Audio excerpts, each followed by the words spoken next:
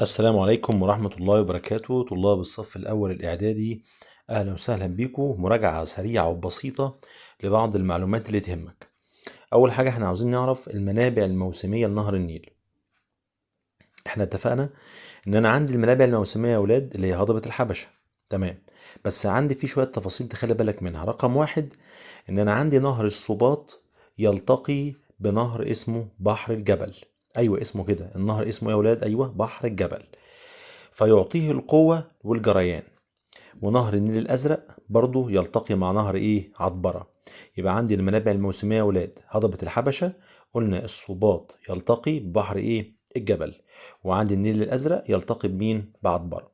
دي اسمها المنابع الموسمية. طيب، المنابع التانية يا ولاد هي المنابع الدائمة، اللي هي هضبة البحيرات. وعندي نهر اسمه نهر كاجيرا، وعندي بحيرة اسمها بحيرة فيكتوريا.